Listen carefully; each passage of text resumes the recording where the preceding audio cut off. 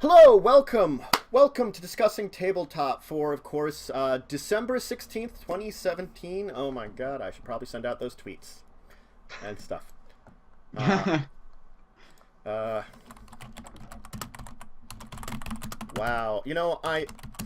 There's always something at the beginning of this show that I always miss. And that, sending out actual announcements that it was beginning on various social media was what it was. Anyway, so welcome to Discussing Tabletop for December 16th, 2017. Of course, we are episode 58. Joining us today, as usual, is Wyrm. Unfortunately, Joe can't join us, but we have a special guest and longtime friend of the show, Orcish Librarian, joining us once again.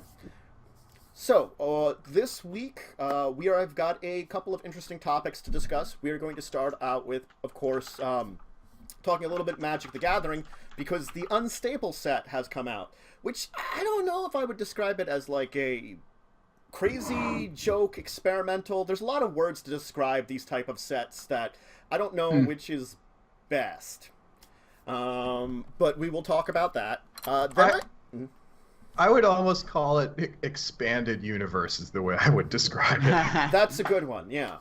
Then we're going to dive into, I do want to talk about a special Shadowrun RPG. It's a novel, but it has information about running it as an adventure too, which is something different than I've seen for a lot of these like game-based novels. Then there's a couple of board games I want to talk about. I want to dive into, of course, Majesty for the Realms, Tokyo Ghoul, an anime-based card game, and then I want to talk about I want to use Small World. They're putting out 2 new expansions, but I'm using that as an excuse to discuss, basically, re-releases. Because that's what effectively it is. It's 2 expansions that are technically a bunch of smaller expansions put together into, so they took 6 or 7 and put them into 2. Which is not a bad thing, but it's also not... There's discussions to be had on both levels of that, and that's what I kind of want to dive into. Then we have our normal segments, the Kickstarter Korner, which there isn't a lot of Kickstarters out this week, so I guess we're pretty much handling the, pair that are out there. Our week in the tabletop, and then consult the table if anybody out there has any specific questions about anything tabletop you want to discuss with us. So why don't we dive into Magic and Unstable? I've had a little bit of a chance to look over the cards. They're interesting. So why don't we dive into what you think about it first, Orcish Librarian? I'm really excited about it, and I think that the player reaction has been really, really positive, even from people who initially, when the announcement was made, said, this is, I don't think this product is for me. Because it's not, it's not a tournament legal set. It's explicitly designed with casual play in mind. These are cards that aren't allowed in regular formats. So you can draft it, you can play it casually, but you can't, put these cards in your standard deck. You can't put these cards in your modern deck. And so for that reason, I think a lot of people were kind of skeptical about unsets because of the previous ones, and because they're like, I don't want to invest in a product that I don't see having a lot of long-term value for me. But I think as the spoilers started to come out, people started to get excited. The nice thing about the unsets is that because you don't have to worry about competitive balance, you don't have to worry about that sort of thing, they can just do crazy stuff. So, you can have creatures that have last strike. They deal combat damage after all the other creatures deal damage. You can have cards that require you to, hold your fingers on the table like a little homunculus and walk them around. You can have a card called Spike Tournament Grinder that lets you go fetch any card that has been banned in a format before and bring it into play. And so I read a story somebody had. I also like the card that lets you destroy cards that have you get a pick even or odd, and it destroys all the cards with that number of letters in its name. Well, and it's like a sign of how much fun I think this is, that you hear all these stories about things people did. Like somebody told a story about at their pre-release, I think it was, somebody played Spike Tournament Grinder and then immediately went over to the sales counter at the store and bought a GT so that they could tutor it into play. They didn't have one. So they just ran over and bought a copy so that they could get it into play with Spike. And so I like the reaction, to my understand, at least from the people I know, what I've been seeing has been overwhelmingly positive. That people say it's a ton of fun to play. It's actually really good to draft. It's a fun draft. It's a fun environment. And I also think they did something really smart in that they put all new foil tokens, foil full art tokens in every pack, and then full art lands in every pack. And the full art lands from the previous unsets are by far some of the most popular cards they've ever put out, and they went even further this time. And now they're not just full art; they're actually borderless, essentially. So it's like the most art you can get on a land. Yeah. And so by putting a full art land and a foil token in every pack, I think they made people who were worried about the value proposition feel a little better about opening packs and opening boxes, because you're going to get something. You're guaranteed to get something that you're going to be happy to have. And I've definitely seen people saying, oh, I haven't bought any Iconic Masters, which, has mana drains in it, and I haven't, I'm not playing a lot of Ixalan, but I just bought 5 unstable boxes. So I think it's gone really well. Yeah.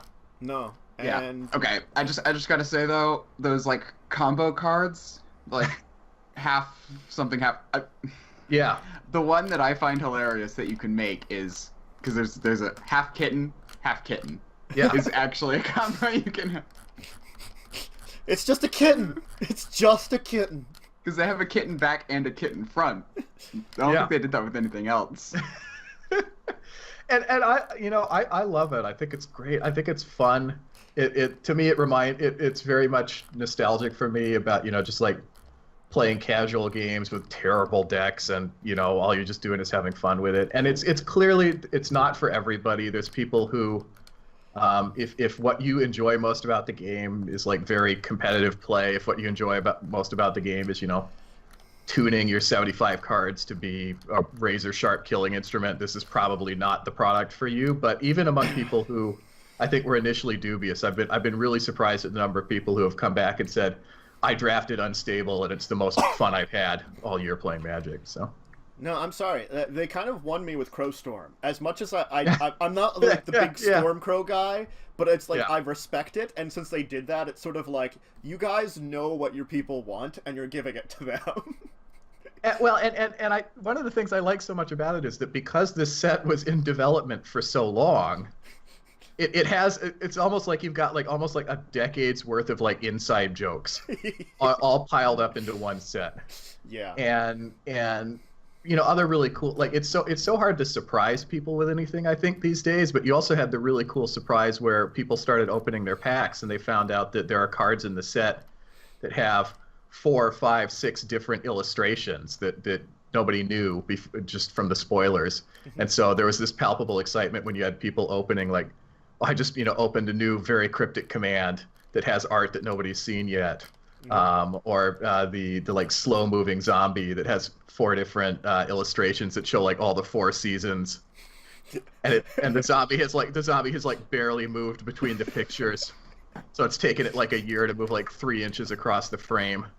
It's this kind of cool stuff that they had license to do, and I think they really played it to the hilt, and I love it. It certainly appeals to my my sensibilities. I just noticed the Infinity Elemental. Yeah. The text reads, this creature has infinite power. It's so infinite that its text flavor says. It's so infinite that its text flavor says. It's so infinite that its text flavor says. It's so... And that's another one of these kind of little inside jokes, because for ages, people at Mark Rosewater, who's one of the head designers, creative head designers, people would ask him, would you ever print a vanilla creature at mythic rarity? Vanilla meaning a creature that doesn't have any abilities. And so he teased it. He's like, unstable will finally have the vanilla mythic. And what do you do to make a vanilla mythic exciting? Well, you give it infinite power, I guess.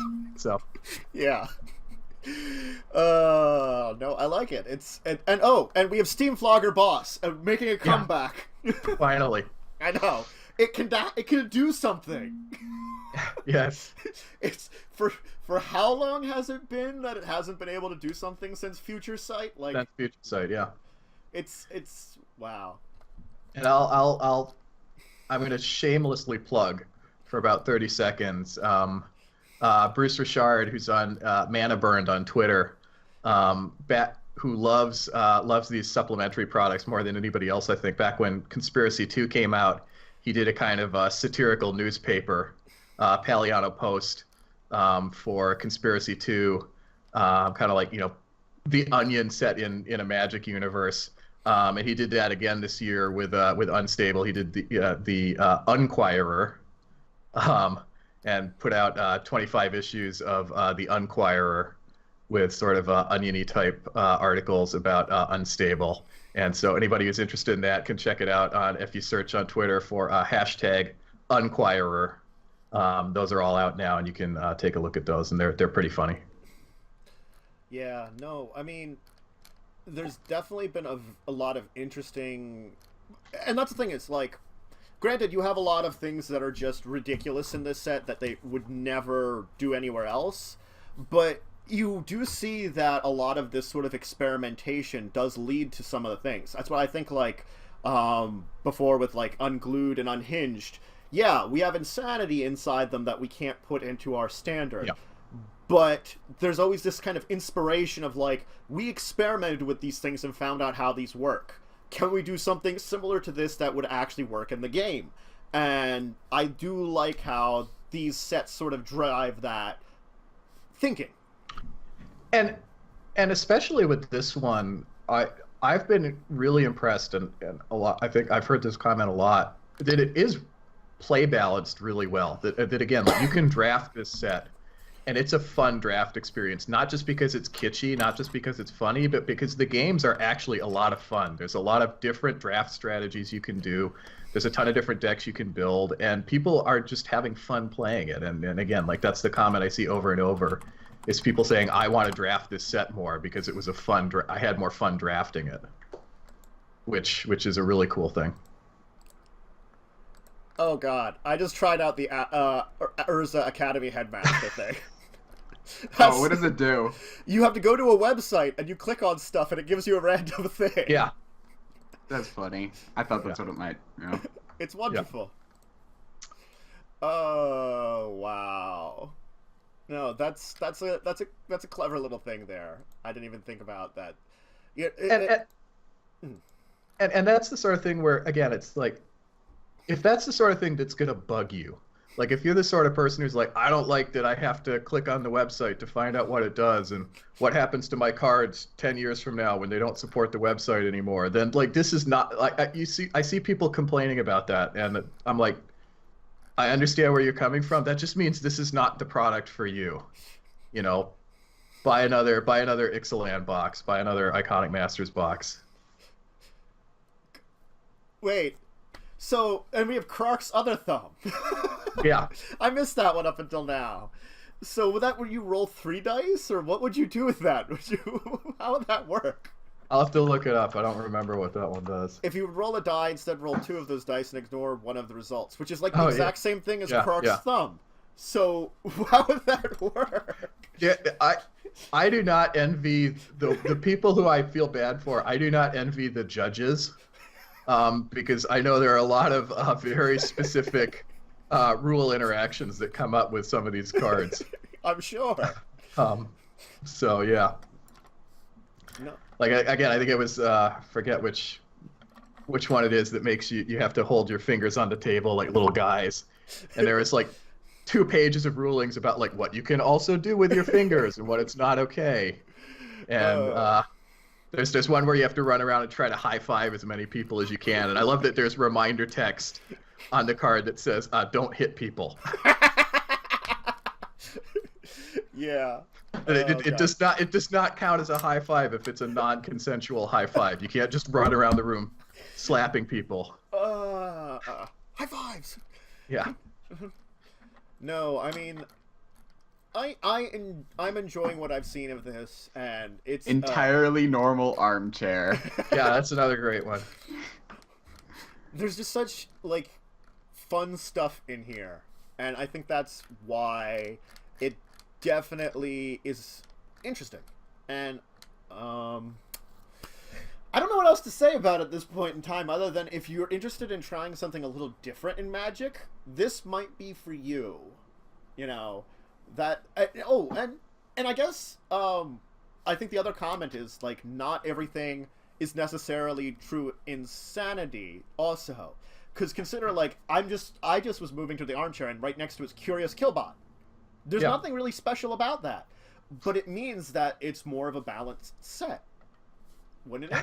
That's what I kind of feel like. Yeah, and you need killbots for Mario Kill, so she needs as many killbots as she can get. Oh, and the other thing that I'm particularly that I think they did that's great is like I was mentioning before, a bunch of the cards have alternate art. And I don't know how many different versions of Very Cryptic Command there are. There's a ton of different versions of Very Cryptic Command, but one of the ones that they put out is just a pencil sketch that Wayne England did, who was a really great Magic artist who unfortunately has since passed away. But they had that art, and they went ahead and released it as one of the versions of that card, just in the pencil sketch form. Like nobody came in and finished it. They didn't digitally color it in or anything. They put it out the way that they had it, and I think it's great. I think it's just it's a tiny little tribute to someone who gave a lot to the game. And again, it's the sort of thing you wouldn't see in a different product. Yeah. And I think it's fantastic. No, and I think doing little things like that just sounds makes it better. You know, I agree. That's something wonderful, and that's something you could probably do it in. Oh my gosh, the flavor text for I Spy, for Spy I, that pigeon knows something, and we will find out what. Yep.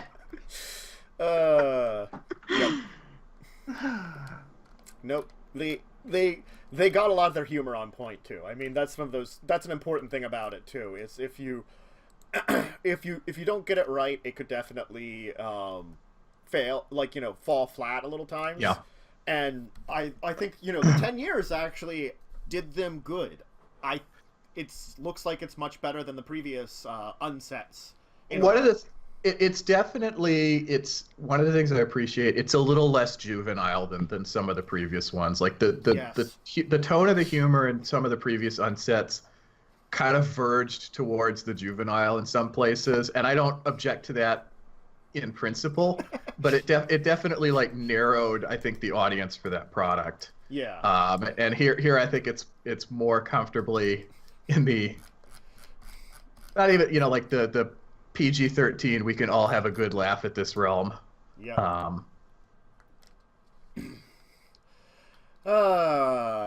Yep. Kitfish. You're right. One. Yeah. A funny one. But so Unstable's out now. You can definitely check it out. I would definitely recommend checking it out if you want a good a little bit of fun with your Magic. For not that Magic can't be fun, but I mean just a little bit of crazy fun, I guess would be the best way to say it. I guess the less seriousness. I don't know. It's hard to describe how I want to describe it for Magic, but it's cool looking and it has some really great stuff in it. And if you really want, you got the tokens and the lands along with it to encourage you to grab it. At the very worst, you're going to come out of it with lands. Yeah. That you're going to want and other people are going to want. You're going to get something that's going to be good for you. Yes, exactly. All right, we could talk about this for a long time, I'm sure, but I do want to get to a couple other topics. I want to dive into the Seattle Gambit, because this was an interesting one that at first, when I was reading about this for Shadowrun, it's something new that they put out for their 5th edition, and at first I thought, oh, it's just a novel. But then I started reading through it more, and checking out some other information.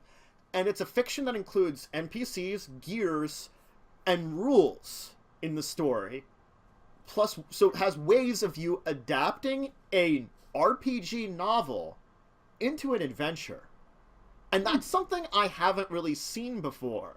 Like, we have plenty of novels, like D&D's done novels, like Vampire World of Darkness does a lot of novels and short stories. And the one thing about World of Darkness though is their novels are built to help you build a setting.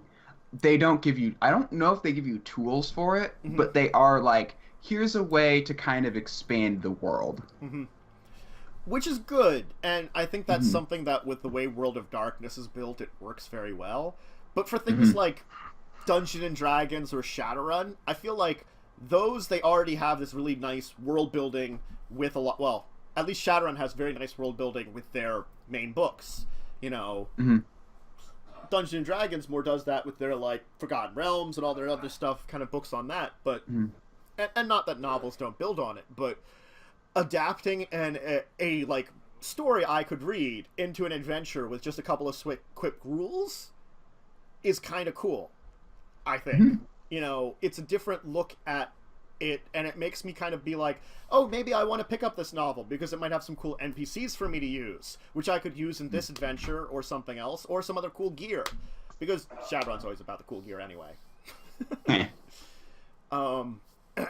So yeah, this is definitely very different. Do you think this is something that is what we would want to look more at when it comes to novels and stuff for our stories for role-playing games? I'll be honest, I've never actually read one of those role-playing novels. It's been a lot of years for me too, you know. I haven't read one lately. I mean, I think I read a couple Dragonlance books, but that's about it. I think I hit a couple of the Spelljammer ones, one of the Dragonlance ones, and then I read a bunch of the really early Magic the Gathering novels, which have nothing to do with what like they've built in the storyline now, so they're like really weird. But, yeah.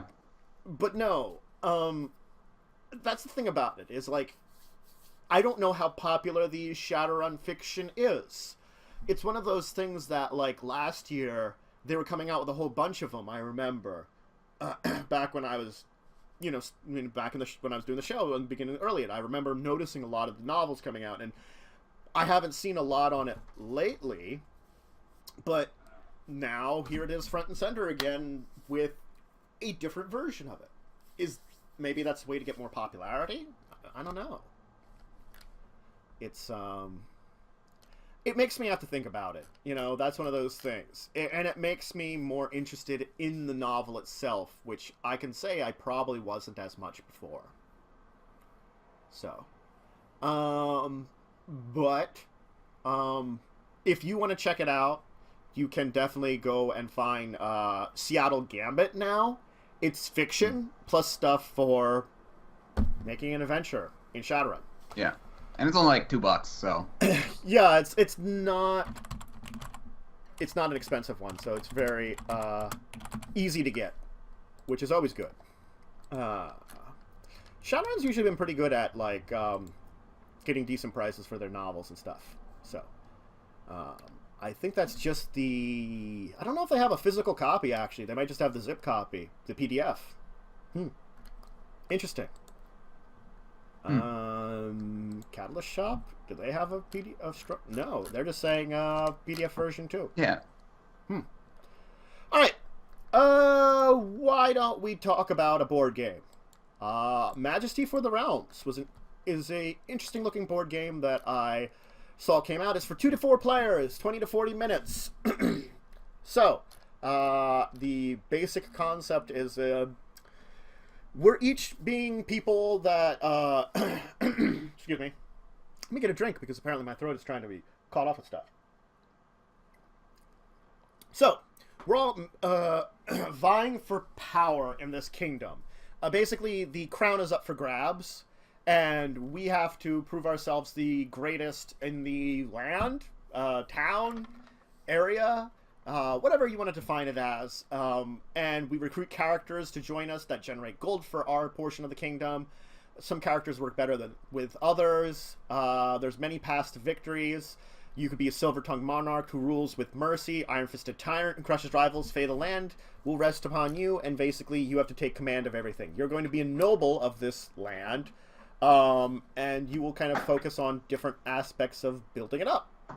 There's a bunch of point chips, 32 location cards, 60 character cards, 4 worker cards, and a bunch of wooden meeples. So I wanted to talk about this one because this is an interesting take on a little bit of the kingdom building and a little bit of interesting take on some kind of competition games. So, like, the fact is, like, you are building a kingdom each to be the ruler of all of it. I feel it's like you're each building our own town or something.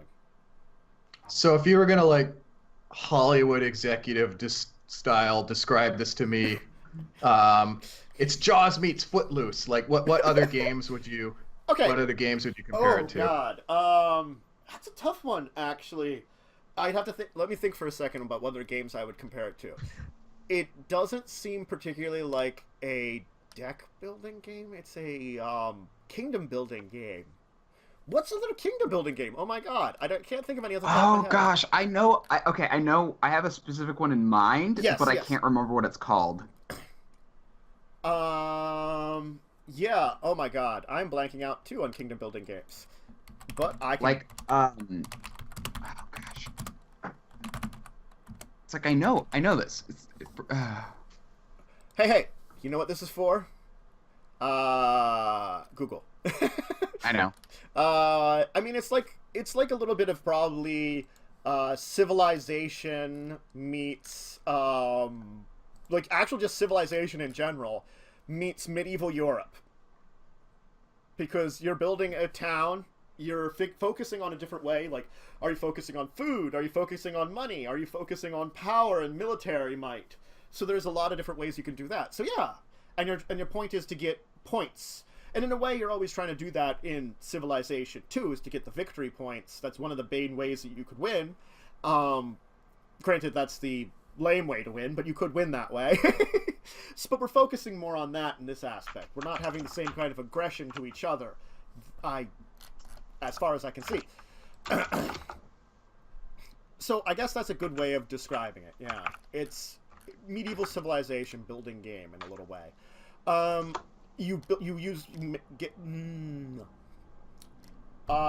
gameplay is on your turn. You kind of get things that match realms. You take cards. You gain meeples, place characters. You split up cards. You resolve your abilities. You end your turn. A lot of basics of most card games. You know, it has a lot of the same basics that you will have. I just think that the fact that they've uniquely pushed it towards a specific medieval kingdom building, we don't see as much of it. And the thing about this is Z-Man Games has a bunch of other games that are... Okay. I just remembered one of the games that actually makes me kind of think of a little bit. Sheriff of Nottingham. It has a little bit of that into it, don't you think? Oh, yeah, the... Because you're kind of like building up stuff, getting points to try and like win. Yeah, a little bit of that, yeah. That's definitely a little bit of one, too. No, I agree. And as I was trying to say, Z-Man Games has a lot of games with similar art. I think they're slightly different, but didn't they do... They probably have some of the same artists that they shuffle around to different games. Yeah, that's true.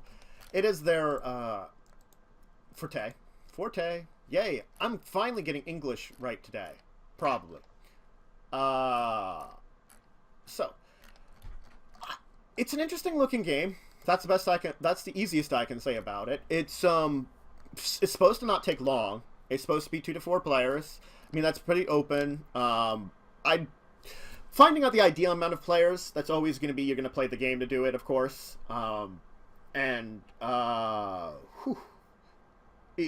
It looks like your various people and places are what you're going to have for interactions to have the best bet. And so there's strategy to it, you know?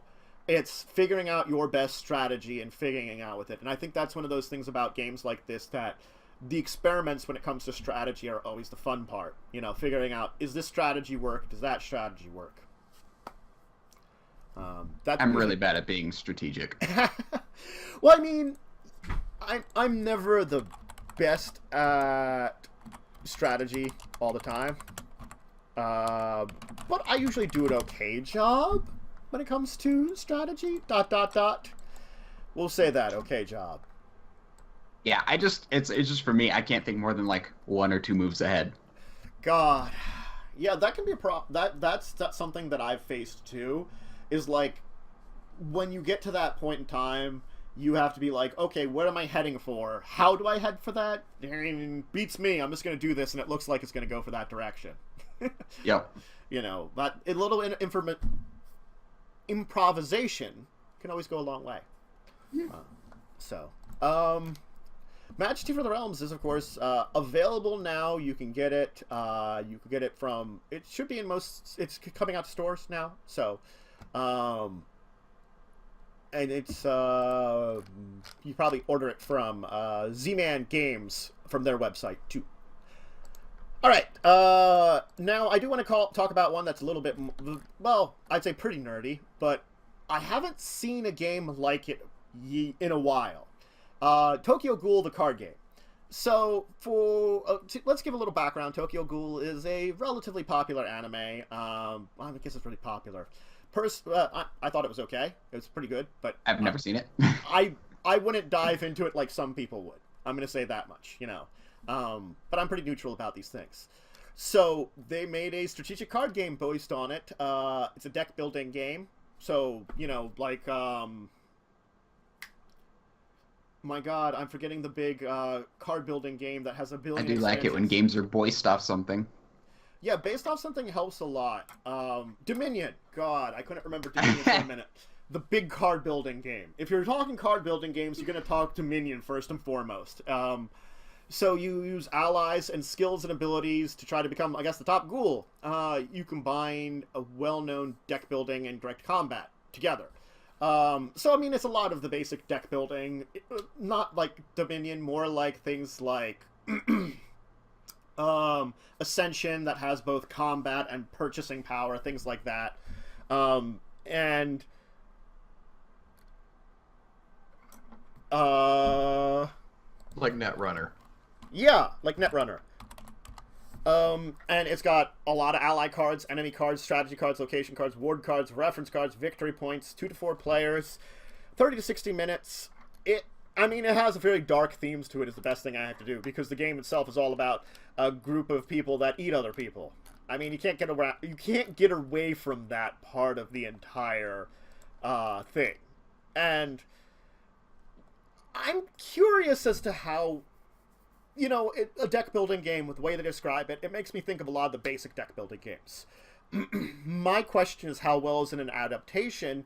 And so far, from what people have said, it seems to be a fine adaptation of some themes from it. But would it have been better with something else as its theme too? Did it need to be specifically this anime?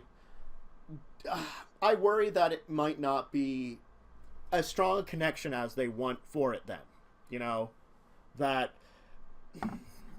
yes, it's fun to have something that's themed, but does it need this theme? You know? Yes, I just couldn't find much information on, like, how to actually play the game. There's very little. I honestly couldn't tell you if it really needed it. I know. It's one of the ones that they do not provide the rulebook. Rules. Yeah, which I'm kind of surprised about. I mean, granted, maybe it's the company itself is that way, that they don't have the rules as something you can download. I usually enjoy it more when they do, but I don't know. Most places at least give a little bit of information about it. It's just, yeah, other than it's a deck building game and you're competing with each other, there just isn't a lot about it, unfortunately, that can really be provided. At least it seems like it's a simple kind of game that might be fun. And how much was it off the top of my head? I don't remember. It's $35. Yeah. It's looking like at this 200 cards though, so here's the thing. Looking at this company, they seem to specialize in making like things that are based off stuff. Like they have an Alien versus Predator game. They have, and it even says like in their like page, in their like store page, it says, this is a company formed, you know, blah blah blah by blah blah blah, bringing you the best licensed games based off popular licenses. Oh, they got some other stuff there too. Yeah. So it seems like, I guess, just kind of their thing, so. I mean, they have Super Dungeon Explorer, which I know about, and which Joe was the one that explained it to us. Tales of Equestria, the My Little Pony RPG information. Yeah, right. Since I had him look it up for me back in the day. Joe, we're remembering you. Though you'll probably be back next week, so it's okay. But as I'm you always said that like he died. Don't worry, we're figuring out how to Frankenstein him. He'll be back next week. We'll have a big puppet that'll be on strings. It'll be like it'll keep lasting for a couple of weeks, or we can Bernie's him. The second one where we have music playing in the background. And he's a dancing zombie. All right, no one would get that reference because no one liked the second movie except for. I gotta say, not only did you go for a Weekend at Bernie's joke, but you went straight to Weekend at Bernie's too.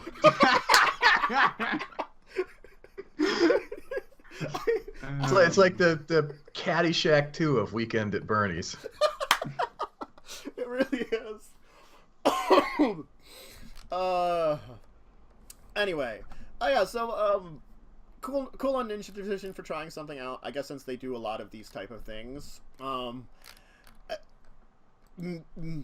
If you like Tokyo Ghoul a lot, I would recommend definitely checking it out.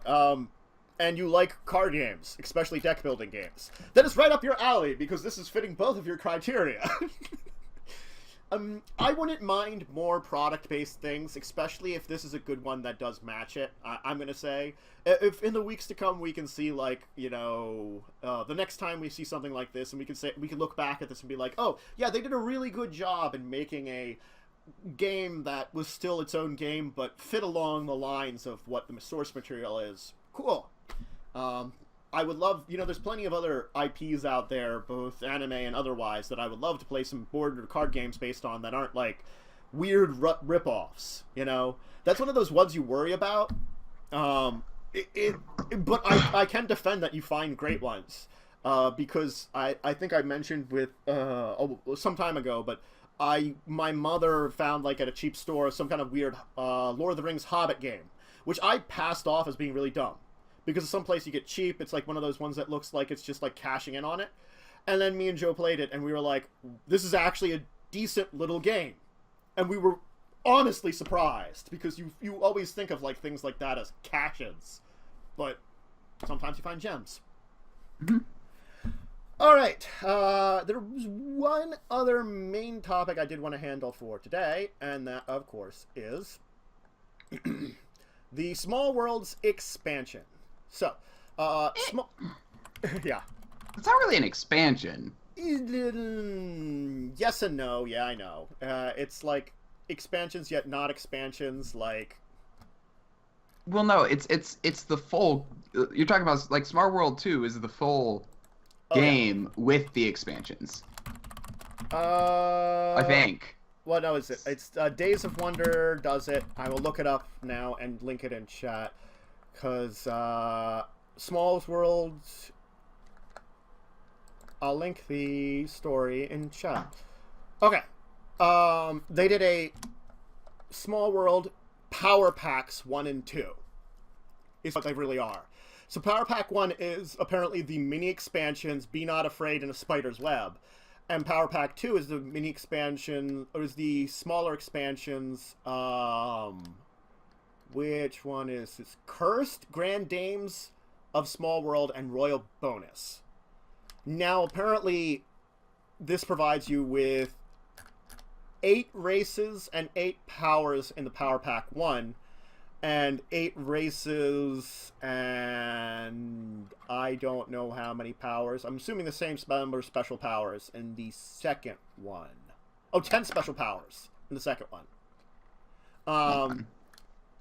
So, I'm looking at something weird. Yeah, so Small World itself is just it's a board game where you take on a combination of a race and a special power, kind of drawn randomly a little bit. There's a little bit of control. The two of them are combined together randomly, so you have like weird combinations of powers and of races and special abilities.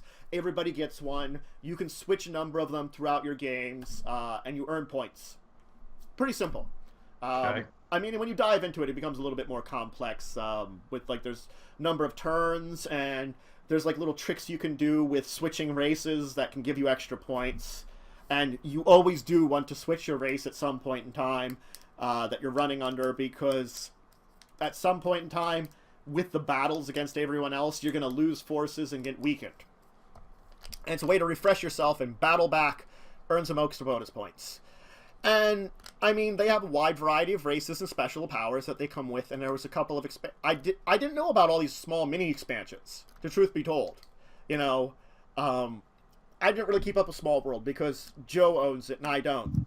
So I always thought that he kept up with it more than me. You know? It's when one of your friends has the game, you don't always want to buy the game, and then you're just like, meh. But these are like full releases for stuff that was smaller before, and it's just basically combining together things, you know? Mm-hmm. Okay, I think I see where I went wrong. Uh-huh. I was looking at the wrong thing. Ah. Because Small World 2 is something else entirely. It's like a Steam release version or something they made. God. There's also Small World, like Underworld and stuff, and the Small World and kind of combination of things can be just a little bit crazy. I don't know how much these are. I can't find how much they are on their store. Let me check their store. Because I'm trying to find out how much they're... So when you said Small World's 2 new expansions, when I looked up Small World's 2, it came up with Small World 2. And that's, I think, why I got confused. That's funny. Okay. Yeah, no, I mean, that happens, though. Okay, Power Packs 1 and it does. 2 are not your price for you. Why don't you give me important information? Gosh darn it. Okay, fine, whatever. I don't know how much they cost. That's a problem. I can't find that. I'm trying to figure it out, like, if it would be, like, worthwhile. I guess, in a way, if you didn't get any of those small expansions, there's always the thing of, like, oh, now we can get them all together. And a box that holds a whole bunch of stuff for extra things. Because maybe then you want to be a lava sling man or a fireball Igors. Wow, those are weird races. I certainly have bought things just to get the box to put things in before, so that's... Oh, yeah. I mean, I have too. So, I mean, having more space for things is always good. I mean, you run out of it in the original Small World box with everything they put out. And, oh, yeah, it's crazy. Yeah, the amount of, like, little things they've put out, I guess, is a lot more than I thought about. Since you can, like, combine all of them together. Underworld, Normal, all these things. Though Underworld's not as compatible with Normal just because it's a different map. But that's besides the point. Part of me wants to say, like, yes, this is good because it's reprints, it's combining things that maybe you didn't get before. But also, a part of me is also, like, it is still that little bit of cash grab to it, you know, that's like, you know, milking a little bit of what they had. I don't know. Maybe I'm being cynical. Is it because of Steve Jackson games I'm cynical? Probably a little bit. Honestly, I don't think this is too bad. Like, because they're actually coming out with expansions that do things. It's not like Munchkin where they released the... it's not like Munchkin where they released... Oh, here's the same game with fewer cards for like for like less than half the cards for like $5 less. For only $5 less. Yeah. You know, it's like, excuse me? Yes. Yeah, I never have a problem with re-releases. I never have a problem with bundling things together. I think, you know, if you're not bought in already, it can be a helpful way for people to get a lot of product quickly. If you are bought in already, it's probably not targeted at you anyway. The only times that it will ever start to kind of, you know, make me grind my teeth a little bit is if it's the only way to get a new piece of content. Oh yeah, no, that's the worst. Oh god. But it sounds like that's not the case here, so yes, that's at least good. That, like, when they combine the new and the old stuff together.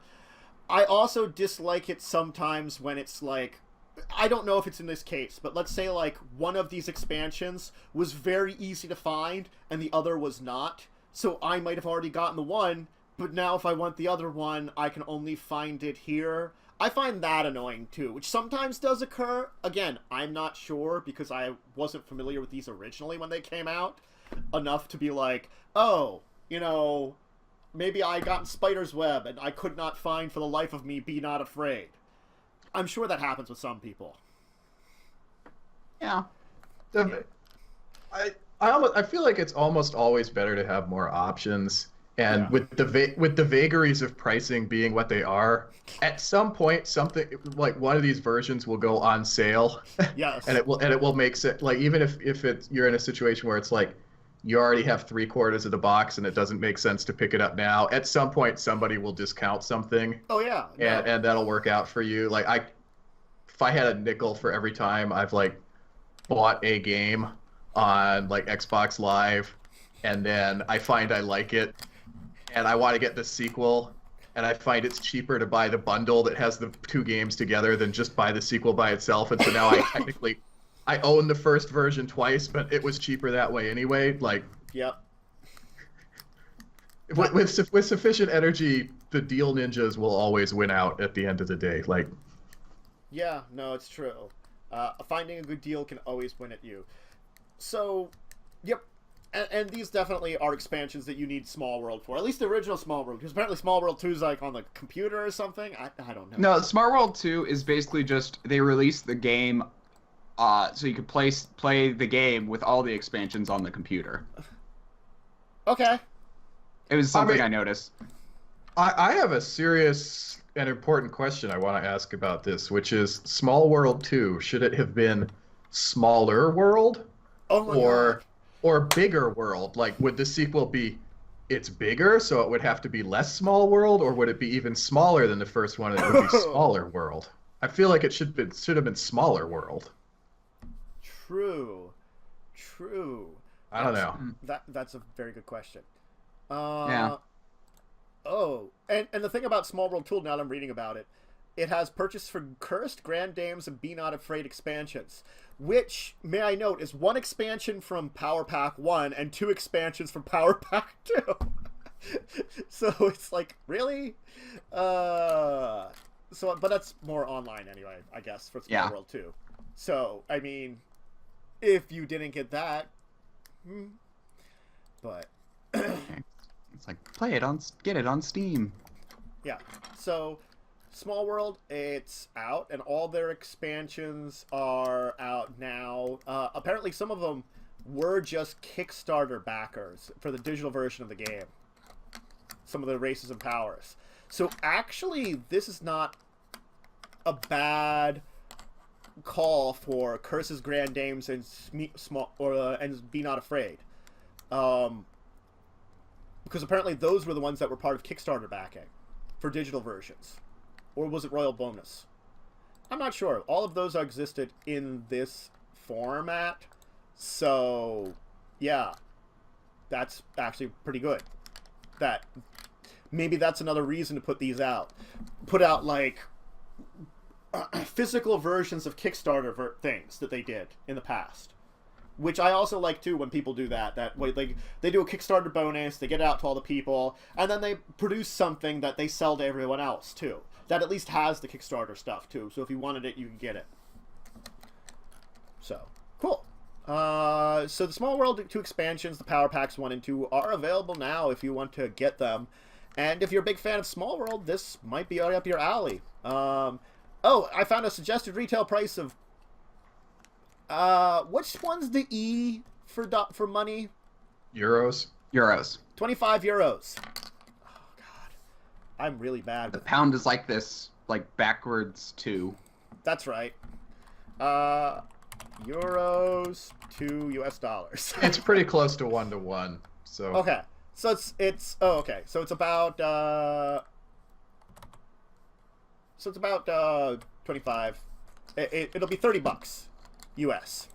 $30 for each of the expansions. Okay, I found out stuff. Good me. I can learn. All right, why don't we, though, move on today, because we do have some more of our normal, regular scheduled things to go over. And let's go to Kickstarter Korner. Now, this is, for those of you that are new here, this is a special segment that we go over a number of Kickstarters that are in the tabletop world. Usually I use the ones from Gathering the Roll. I had like 2 this week that I found. I found my own. Okay, you found your own. So, I mean, Orcish Librarian, if you have something you want to, like, suggest, or if you want to take one of, I got nothing. That's fine. Nothing. Like, if I had a better list of Kickstarters, I would have, like, sent you something to choose from, but I had 2 this week that I found. So, I have to probably find some more or something somewhere. Anyway, okay, Wyrm, why don't you start with yours? So, this is a game called Book of Dragons. I will post it. Wait. I did. Right? Okay. There we go. So it's called Book of Dragons. It's a card game based around dragons. And it's basically these people took and like made up a whole bunch of new card games, but they also made these cool cards. Funny enough, they say you could play all these games with just standard cards, but they're also making these dragon decks with like all the rules and stuff. And it's like, I like it though. I actually backed it. And so it's kind of a cool game because it's like they have. It's basically just like they have fun ways to play based on like how, like you can like. I watched a couple of them. Like the one I saw was this kind of way where it's like you're trying to build like 5 dragons, build up like a field of 5 dragons, and but you have ways of like killing off your opponent's dragons and getting your own dragons, and you have to try and like balance and you can only do 1 action per round, so it's like you have to balance killing off your opponent's dragons while also building up your dragons, and it's kind of like a fun, that's like one of the ones I watched. They also have like almost like a solitaire type thing where it's like you can play against yourself, and so it's kind of cool. No, that's interesting. 18 games and no text on the cards, so it's sort of just like you have to know the rules, and then you just play with these cards just based upon the rules, and that's kind of cool. Yeah. That's the fun thing is they're language independent. Yeah, that can actually be really good for a system, because then you don't have to make multiple copies of it to go worldwide. Yeah. So that's what, 4 days. It's funded. 4 days. It's funded, but it's just something cool. I'm almost like presenting it because I backed it. No, that's fine. That's a good excuse for it if it's something that brought you in, and it's definitely a little tabletop thing. So it fits the. And it looks like they're working on a few stretch goals still. A box upgrade. Might get that one. I think they got that one already. That's the 40,000 one. Oh, wait. Where was the... Oh, they're the stretch goals. Yeah. I actually don't think I scrolled down this far. It's funny. Oh, yeah, the box upgrade, yeah. Mm-hmm. Because they got the card upgrades, and that's cool. Mm-hmm. Awesome. So if you would want to check this out and back it yourself, hey, it's out now. So there was 2 Kickstarters out this week that, I want to talk about a little bit of both of them because I guess Joe's not here anyway. I'll keep the one simple just because I want to mention it, because it's literally a game of solitaire. It's a game made to be played with yourself. Nemo's War. They have a special new upgrade to it, Nautilus upgrade they call it. It's about you playing against the board as Captain Nemo. It's nearly is it 5 times quintupled? Quintupled its goal with 5 days left. It's got 130,000 out of the 30,000 it was aiming for. So they've been hitting a lot of stretch goals. You can get the base game or the expansions when you back the campaign, when you go for the campaign. For $5 you get the expansion. For $60 you get the base game and the expansion. Okay. It's all about, you taking on the role of Captain Nemo, dealing with pirates, other forces of governments, exploring the world, going after treasures and stuff, It's a pretty simple kind of idea for a game, and playing it one person is the kind of reason I did want to dive into talking about it a little bit, because it's a solitary game. And we don't see a lot of those being marketed anyway. A game particularly for one player. Normally it's like, oh, this game is like maybe 2 players. Or, this game has to have at least 3 players. You see plenty of those. But one you just play on your own, I don't really see that very often. So, I did think it was a neat one to mention yet again and point out. Now, the one I really liked a lot of was the dystopian 1980s role-playing game. Something about that drew me in. Sigmata. Where you're basically, there's like a fascist power that's taken over the country. It is funded, 12 days to go. They've been hitting some of their fresh stretch goals. Players take the role of receivers, who are basically superheroes who mysterious radio waves give powers to. So as long as radio waves are going, your power is to fight like militarized police and neo-Nazis, and if it goes off, you're back to being normal people. So it's kind of like a blessing and a curse, because you are kind of marked by the state. They're kind of going after you, but you can't always be powered up. So it's like a weird alternate reality I wouldn't call it post-apocalyptic, because it's not really apocalyptic. Like what would be describing, Dystopian. Dystopian. Oh my god, I couldn't. Thank you. The English. It exceeded my math. English left my brain. Dystopian 1986. So if you were alive around 1986, this might be for you. Or if you like the 80s a little bit too. So it is supposed to be combining traditional tabletop role playing and a little bit of narrative style. The GM is there, but these players are supposed to be helping to push the storytelling a lot in the way the system works. And you're rolling a combination of D10s and D6s. There's a number of processors. You want to get a result of 6 or higher on each dice, things like that. It's got a little bit of cyberpunk in it, a little bit of superhero, a little bit of dystopia, all kind of mixed in as you're part of this resistance. And I thought that was a very interesting setting for it. Because it's like, that's what I kind of want nowadays from a new role-playing game, unfortunately. Interesting setting or interesting take on a setting.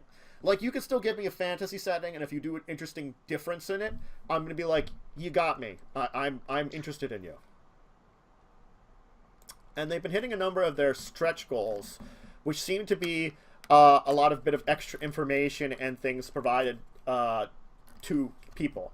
Kind of building the book up a little bit. So, very cool. I lied and I have one now. What? I have one now. Oh, you have one now? I lied. Yeah, I have one now. Okay. That's fine. All right. Why don't we move on to yours then? Because I think that's about best I want to say, unless you want to say something about what you saw on mine, Wyrm. No. Okay. Yep. Why don't we take care of yours then?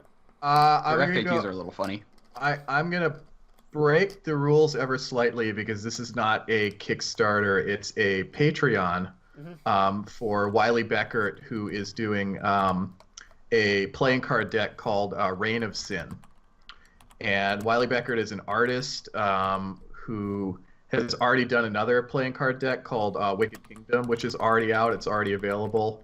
I really encourage people to take a look at it. That's available now. And she's doing 2 more full decks, Reign of Sin, and then another one which will be virtue-themed. And she's a wonderful artist who has a really great, distinctive, almost sort of like Art Deco illustration style, really bold lines, really kind of limited, very thoughtful color palette. And the Wicked Kingdom deck is a great illustration of this. She kind of reinterpreted all the face characters to be kind of characters from this unique fantasy world with backstories. And she did an art book to go with it. And the deck she's working on now, I know, will come with an art book. And I think it also comes with unique short stories for each of the face cards to kind of explain their background and where they come from. And so she has a Patreon now that people can support, where if you sign up for it, you get early access to like the painting tutorials and like time lapse progress information, and then at different tiers, I know you can get like discounts on things like prints and Wicked Kingdom decks. And then when that eventually is finished, my understanding is that'll be on Kickstarter too. So I would recommend people check out the Patreon now if it's something that you like. They're just playing card decks, but they're better than your average playing card deck. And like if you like the art, I think it's a great Patreon. If you're just interested in the finished product, it can just be something to bookmark and come back to later when the Kickstarter comes up. Cool. Excellent. All right. Why don't we move it? Because I do have something I want to expand upon that for a little bit but it's not directly. So why don't we move that into our week in gaming, our week in tabletop? So how about as the guest, Orcish Librarian? Why don't we start with you? Did you do anything interesting in the world of tabletop this week? I don't think I did anything interesting in the world of tabletop this week. Boy, you picked the wrong person to start that question with. No, that's fine. Sometimes you just don't get a chance to do anything. It happens. No, it's I have been mostly digital this week. Mostly digital. Mm-hmm. I saw the Tales from the Borderlands was free on Xbox Games with Gold, which I didn't have to get it because I already had it because it's great. It's my favorite Telltale game. And I'm actually streaming that.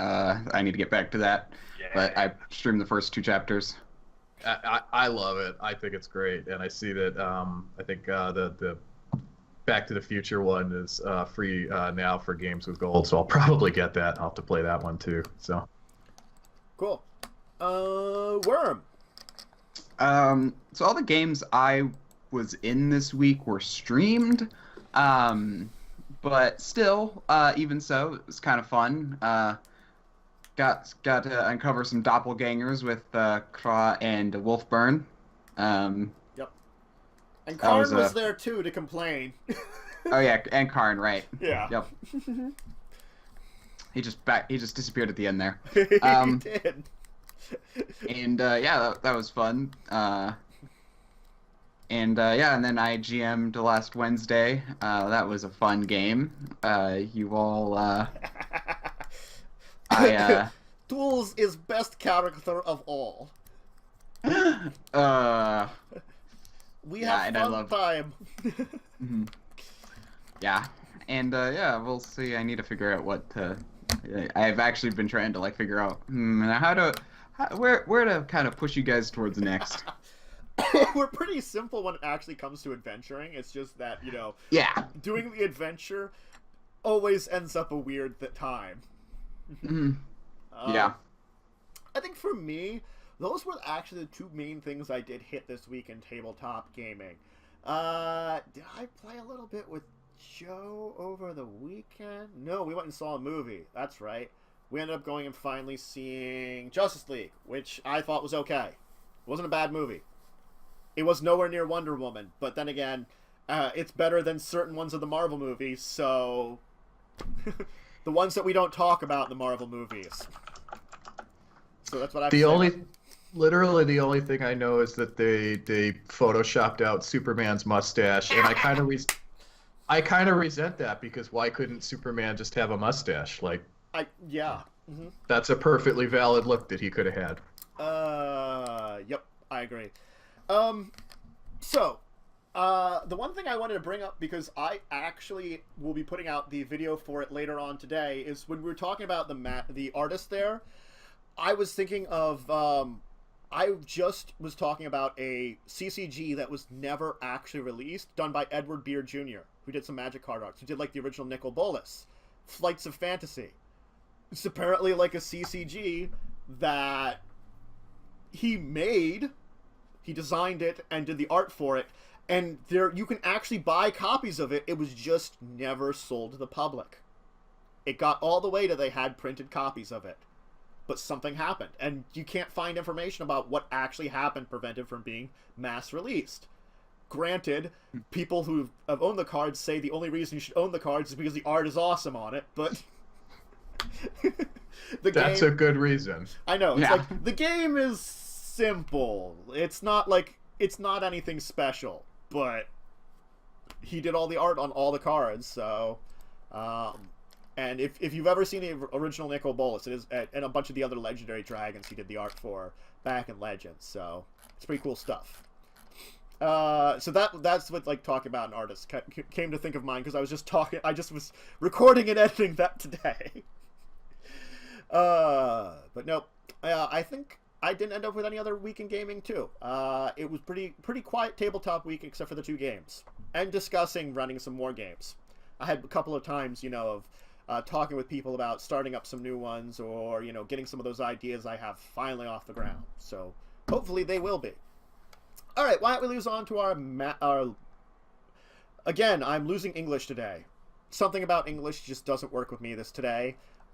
We can all thank my terrible English skills from my education for this. So thank you, English education.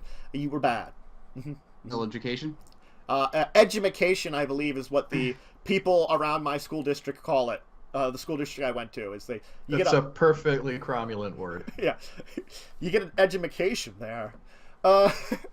Anyway, so it's time for our final segment, though, to end up our show. It's Consult the Table, where those of you out there can ask us any questions. I know that we have not received any questions on Twitter. I will be checking our Yahoo account to see, which is discussingtabletop@yahoo.com, to see if you've sent any questions.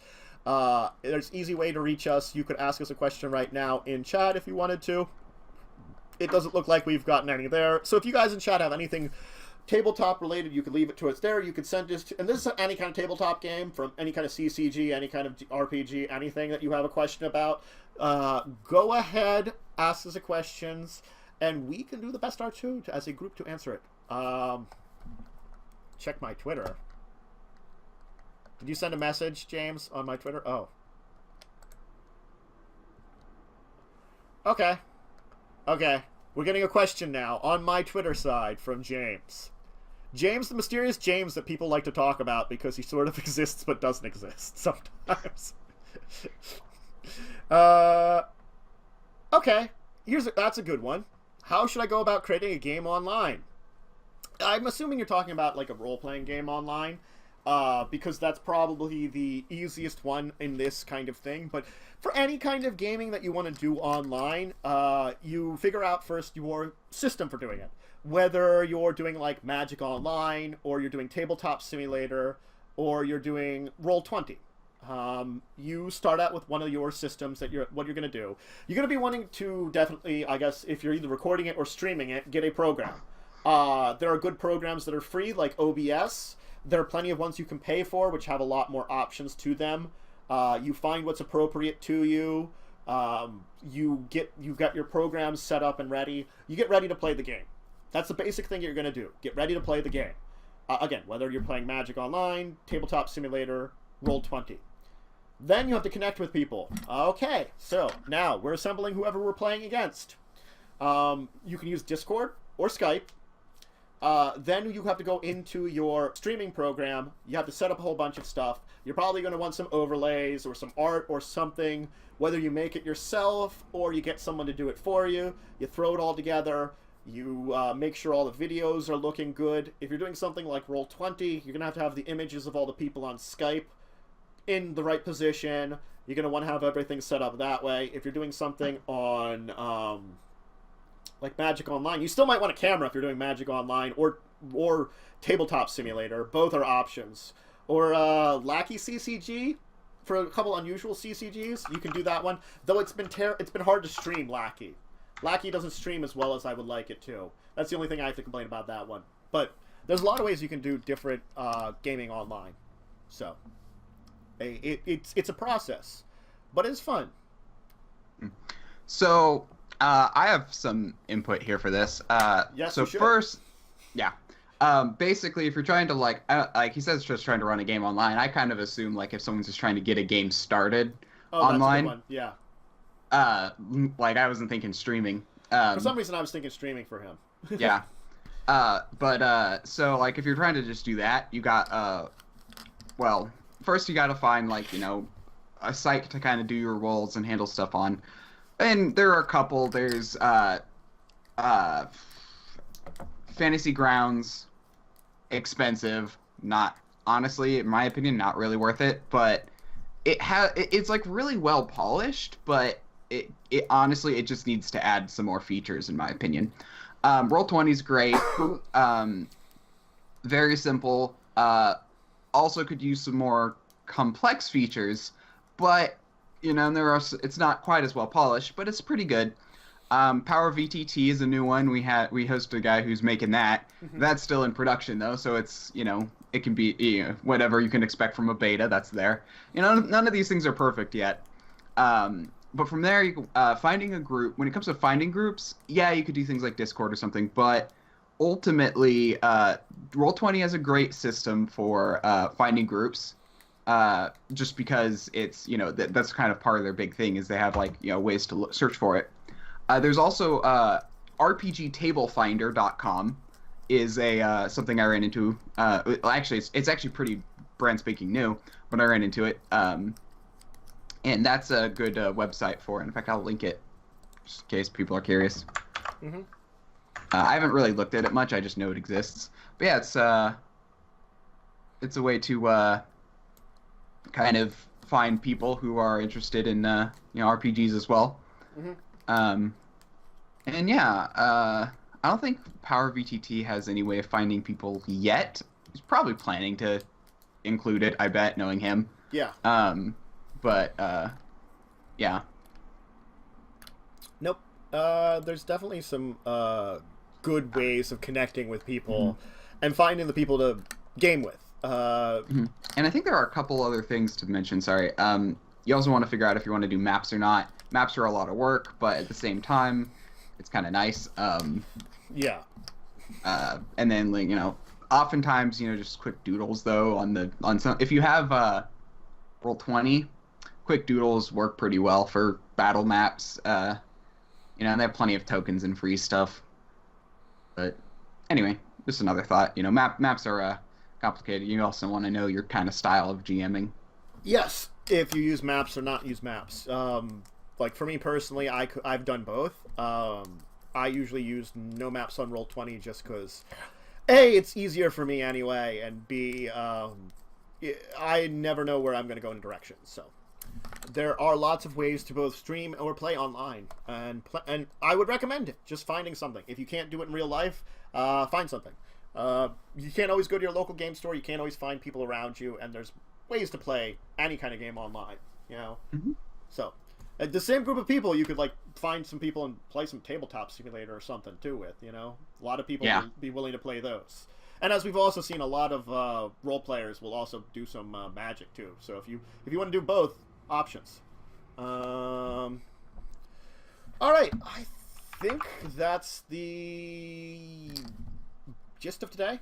If we have any other questions from the chat for our advice from the tabletop, sounds like nope, not right now. Cool. Excellent. Why don't we move on to our final thing for today, which is our people in our group here basically giving some information about themselves so we know who's here. Why don't we start off with our guest, because I like to start out with our guest, Orcish Librarian. Where can people find you? What are you up to that people might want to check out, etc., etc.? You could find me on Twitter. I am at bibliovoreorc. That is probably the place to go. All of all the different flavors of my insanity flow through that same channel. And also, I'll also encourage people to check out at MTGMPR on Twitter, oh my gosh, which that picture is great. Yeah, which is Magic Public Radio, which is a new cast that we just did our inaugural episode earlier this month.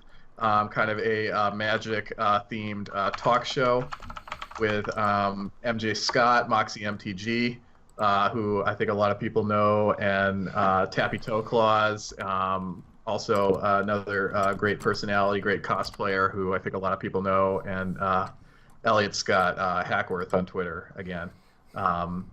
And it was an interesting first episode. We had some teething problems, but we powered through it by just continuing to talk and also drinking a lot. And if we're gonna do more in the future, I had a lot of fun. I hope people are gonna enjoy it. Fast and loose and stupid and funny is kind of the vibe we're going for. So if that's your thing, and you like seeing me accidentally get drunk on Twitch, then it's a good scene. So that is one of those things that can occur with people that is always entertaining. That we'll put it that way. All right, Wyrm, as usual. I am Diamond Wyrm. You can find me here on this channel quite a bit, actually. You can also find me on my channel at twitch.tv/DiamondWyrm. You can follow me on Twitter at DiamondWyrm. I also have been kind of messing around with my Patreon, so that's kind of a thing now. That's I think it's just Diamond Wyrm as well. I don't know how Patreon does their post-script or whatever. I'll have to figure that out, but I think it's just /Diamond Wyrm or whatever. Yeah, and I'll be streaming later today. I normally stream Mondays, Wednesdays, Saturdays. I kind of probably going to be doing some Thursdays around now. I need to figure some things out. I really need to work more streams into my schedule, but yeah, we'll see how that goes. But otherwise, yeah. I also have a YouTube, which I will be uploading things to eventually. I know that feeling. It's honestly just getting started, because once I get started, then I have to do it regularly. Yes. And that's a whole other can of worms. It is. But anyway, yeah, so that's me. Well, as usual, I am Dracovin, your main host here, and the person whose channel you're at here. You can find me here, well, every day of the week, streaming at 10. I will be back tomorrow, at least for the daily stream, or the morning daily stream, which I've been doing 1 hour from like 10 a.m. Eastern Standard Time to around 11:30, just random games depending on the week.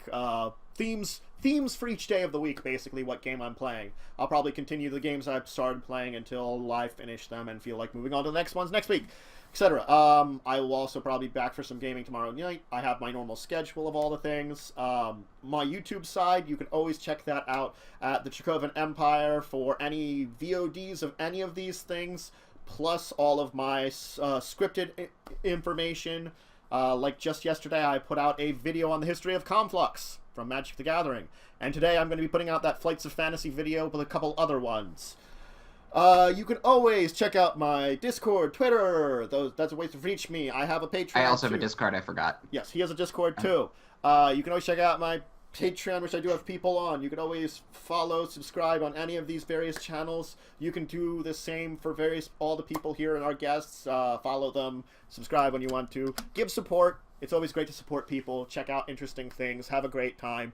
Enjoy the world of tabletop. Anyway, all right, everyone. We will be back next week with at least me, Wyrm, and Joe. Maybe another guest. We'll find out. We'll find out, and I'll let you know during the week if I do anything. So have a great one. Have a great rest of your Saturday and great rest of your weekend. We'll see you all later. Bye, everyone. Bye.